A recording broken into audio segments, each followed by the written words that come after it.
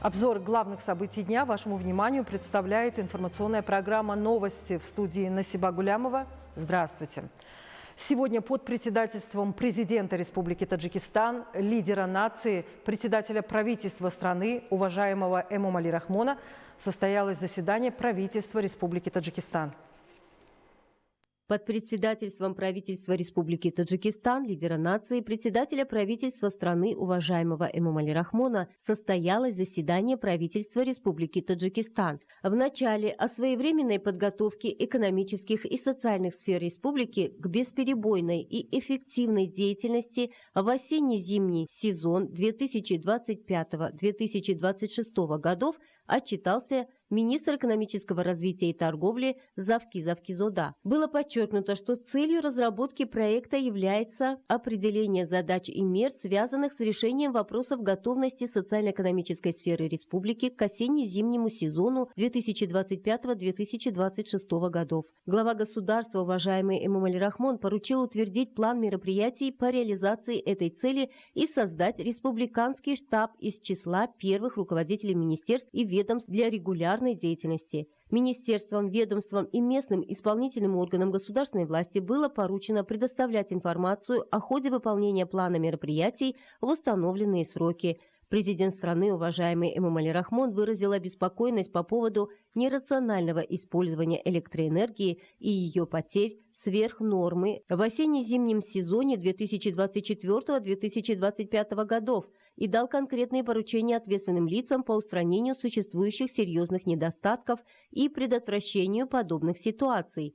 Было подчеркнуто, что за незаконное использование электроэнергии и неуплату за нее даже установить уголовную ответственность. Затем были одобрены проекты ряда законов Республики Таджикистан, в том числе о внесении дополнения в Уголовный кодекс Республики Таджикистан, о внесении изменений в Закон Республики Таджикистан о промышленной безопасности опасных производственных объектов и о внесении изменений и дополнений в Закон Республики Таджикистан о лекарственных средствах, медицинских товарах и фармацевтической деятельности и направлены на рассмотрение в Маджлисе Намоэндагон Маджлисе Оли Республики Таджикистан. На заседании правительства Республики Таджикистан были обсуждены среднесрочная программа развития таможенных органов Республики Таджикистан на 2025-2029 годы и программа оздоровления, реабилитации и интеграции заключенных, осужденных за преступления экстремистского и террористического характера, за участие в вооруженных столкновениях и военных конфликтах на территории зарубежных стран на 2025-2029 годы, по которым приняты соответствующие решения. Заслушаны отчеты ответственных лиц относительно имеющихся земель, их распределения по группам, видам и землепользователям республики по состоянию на 1 января 2025 года. В завершении заседания президент страны, уважаемый Эмомали Рахмон, дал конкретные указания и поручения министерствам, ведомствам, организациям и местным органам государственной власти по обязательному, своевременному и качественному выполнению поручений правительства Республики Таджикистан.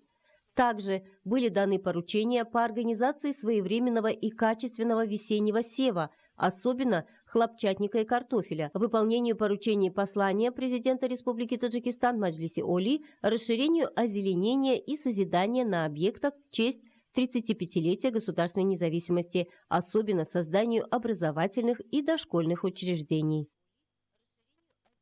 Мы продолжаем выпуск. Из 582 миллионов человек, которые страдают от голода в мире, примерно 29% не имеют регулярного доступа к здоровому, полноценному питанию. Именно поэтому рациональное использование земли является важным фактором в обеспечении населения высококачественной сельхозпродукции. Ну а нынешнее состояние требует, чтобы научный опыт в этом процессе носил более практический характер, с тем, чтобы добиваться высоких результатов в сборе урожая различных сельхозкультур. По прогнозам продовольственной и сельскохозяйственной организации ООН, последние годы из-за изменения климата, засухи и ее влияния на аграрный сектор стало еще сложнее обеспечивать население планеты продовольствием, а объемы сельскохозяйственного производства снижаются по сравнению с предыдущими годами.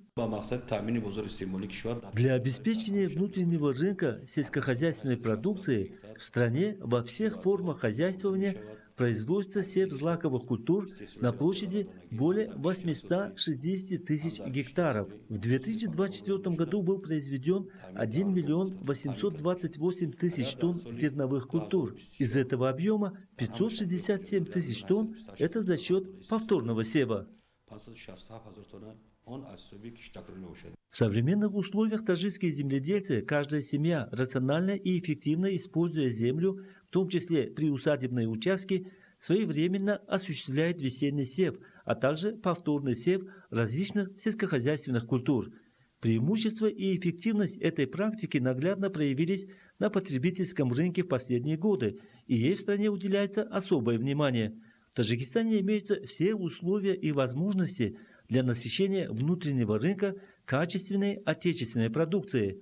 Таджикистан с его благоприятным климатом, выгодным географическим положением, обилием воды и плодородием почвы достигает высоких результатов в сборе урожая. Отрадно, что коллективы дихканских хозяйств рационально используют землю, собирая урожай 3-4 раза в год, что играет значительную роль в обеспечении продовольственной безопасности страны. Влияние внешних факторов, высокая стоимость топлива, удобрений и рост населения из года в год увеличивают спрос на продовольствие. Нынешнее состояние мира требует увеличения производства продовольствия за счет расширения возможностей новых природных ресурсов. Специалисты отмечают, что для обеспечения продовольственной безопасности необходимо в первую очередь увеличить посевные площади и урожайность сельскохозяйственных культур. Карим Хайдар, Дилшод Хушбахт, новости.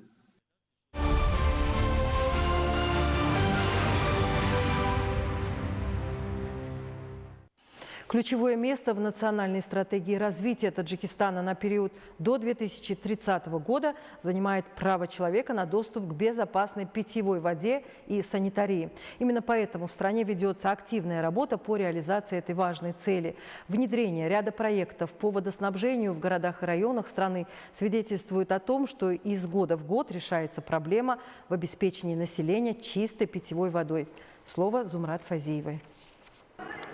В дни празднования Навруза завершился еще один проект по водоснабжению, который существенно улучшит качество жизни сотен жителей поселка Навбахор Джамуата Хасанова Шахринавского района. В рамках проекта при финансовой и технической поддержке филиала Исполнительного комитета Международного фонда спасения Арала в Республике Таджикистан была проведена прокладка 200 метров линии водоснабжения и завершена очистка существующей скважины с применением компрессорного оборудования. Для обеспечения стабильной и качественной подачи воды установлено необходимое оборудование, включая глубинный насос и электрический щит высокого напряжения, который для безопасности огражден металлической сеткой. Ключевым элементом новой инфраструктуры стали 20 домашних и уличных водопроводных колонок, которые обеспечат доступ к чистой питьевой воде для всех нуждающихся.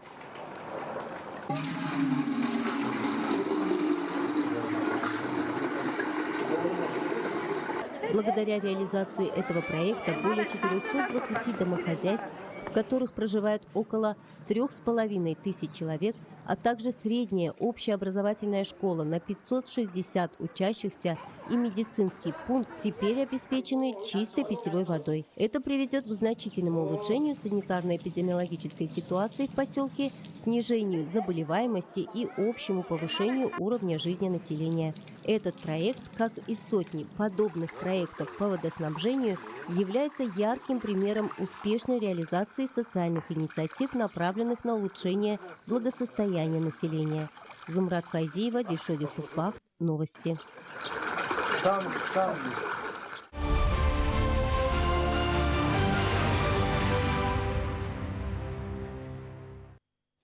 Весна в Хатлоне – это не просто время года, это период напряженного труда, надежд и ожидания богатого урожая и значительных успехов в сфере животноводства. Именно сейчас закладывается основа для дальнейшего развития этой важной отрасли экономики Таджикистана. С приходом весны жизнь в животноводческих хозяйствах Хатлонской области заметно оживляется. Зеленеющие пастбища и ласковое солнце предвещают напряженную, но крайне важную пору – сезон окота. Именно сейчас закладывается фундамент благополучия отрасли на весь год. Ведь получение здорового и многочисленного потомства – первостепенная задача каждого животновода. Несмотря на капризы погоды, которые порой преподносит ранняя весна, труженики ферм, не покладая рук, трудятся над созданием оптимальных условий для будущих ягнят и козлят. Их главная цель не только сохранить поголовье скота, но и обеспечить их здоровое развитие. На фоне общего подъема особенно выделяются племенные хозяйства региона. По последним данным, в 5 таких хозяйствах Атлона насчитывается внушительное поголовье овец каракульской породы – около 32 тысяч голов.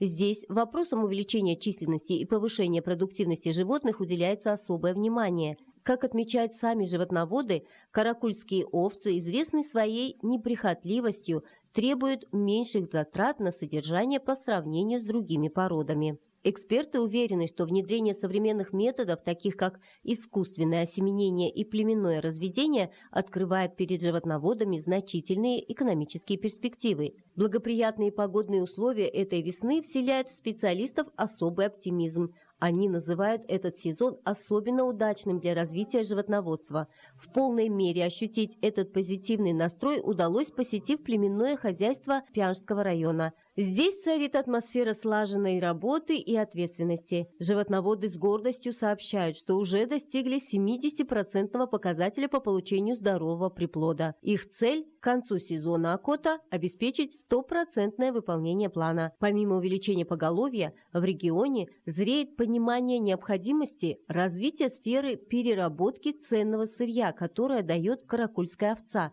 ее шкуры и шерсти. Появляется надежда, что в ближайшем будущем отечественные предприниматели проявят более активный интерес к этому направлению, что позволит создать новые рабочие места и увеличить экспортный потенциал. Азиева, Гульчахра Саторзода, Дильшоди Хушбахт. Новости.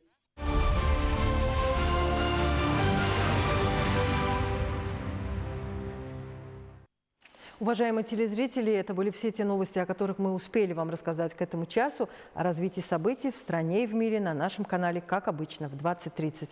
Будьте здоровы и не переключайтесь.